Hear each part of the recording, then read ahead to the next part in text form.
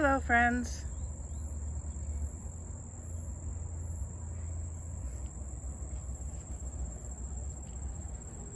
The archway to the garden has been festooned with cosmos.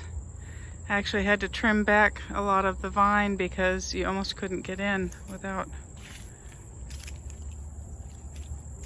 So, I had COVID at the beginning of this month, and then no sooner had I recovered than I went on a week-long trip with my child, which was wonderful, and I'm glad that we went, but the garden is crazy pants. One exciting thing going on over here. Look at this, look at this. We have a gourd.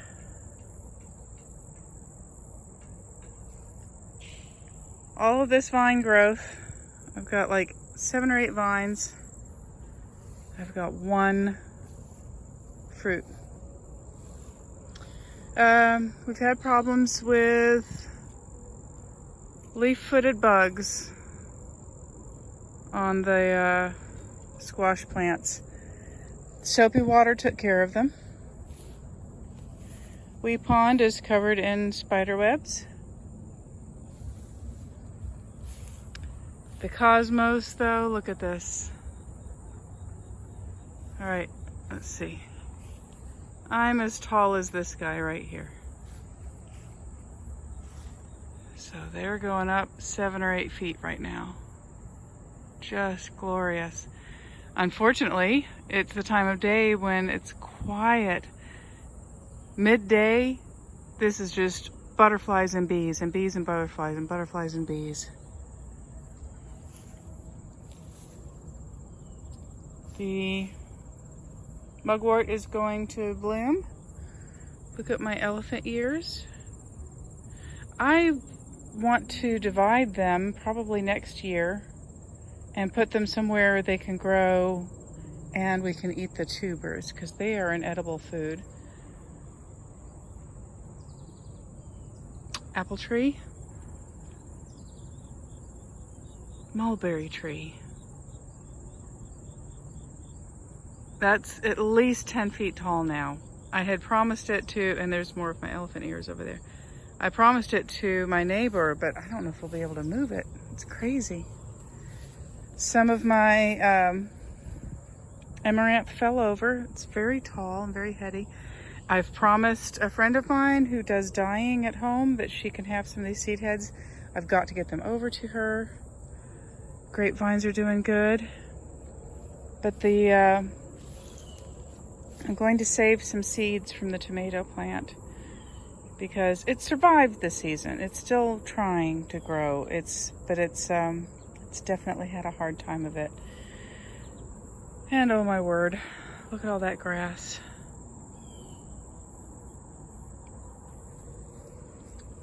So the only reason I can make my way through here is because I know where everything is. Inky is kind of suffering the end of the season. He did this last year also, and I don't know if that's just typical of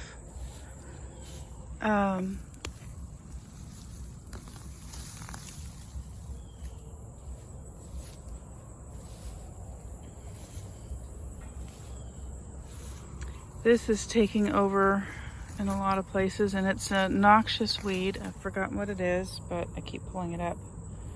Oh no! Basil is suffering. I guess it has not rained enough over here. Basil's not doing great.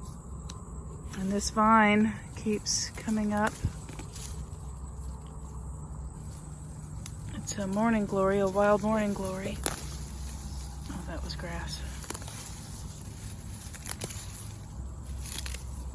So I'm definitely at a loss. Like, I can't recover from all of this. Here's my other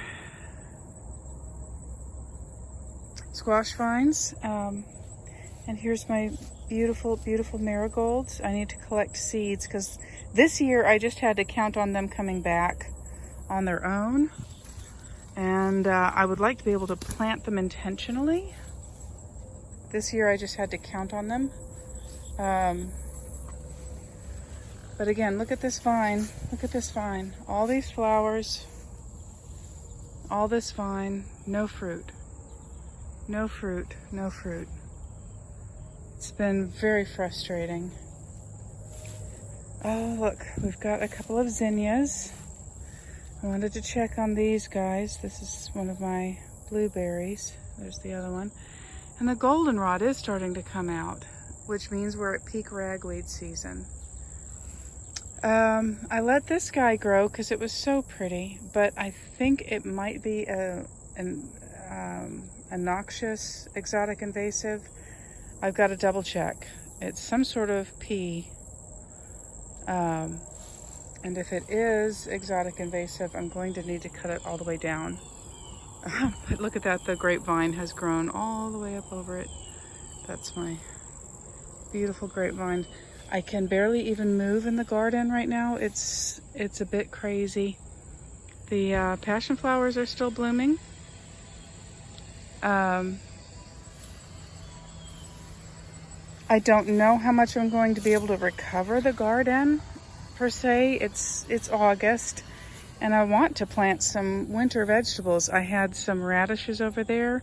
They're like lost now. There's one right there, but I had like 4 that volunteered and they're just lost in the grass now.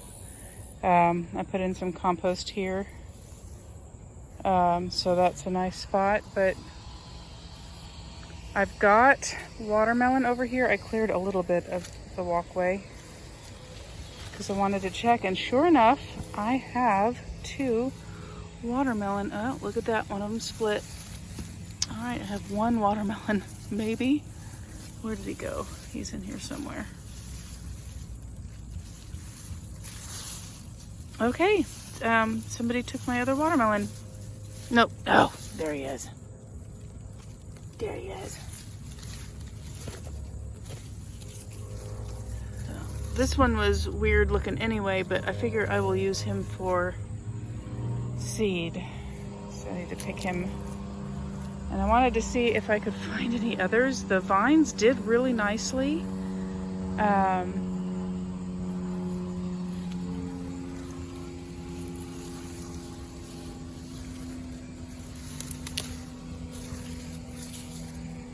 No, I'm not seeing any, but there could be some over there. I tried to direct a couple of the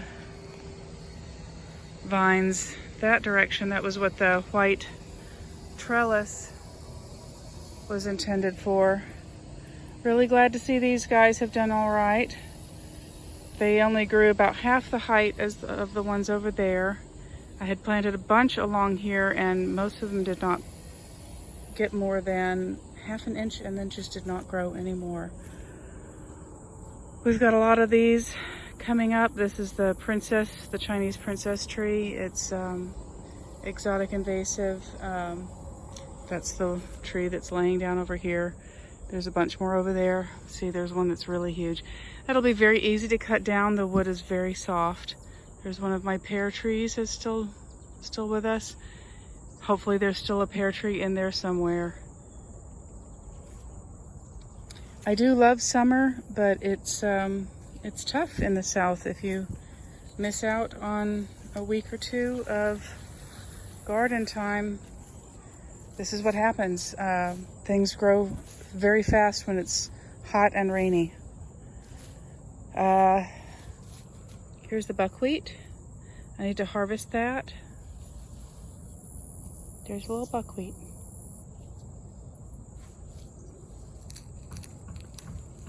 Then I've got buckwheat for next year, I guess. I've definitely planted it too far apart. My echinacea here, the birds are all over this. They love those seeds. And those will probably, these guys over here too, they'll probably last a lot of the winter and feed a lot of the little birds this winter. So that's what's going on with the square spiral garden. Just craziness. But maybe tomorrow we'll have some really, really beautiful flowers. All right, be well. Until next time.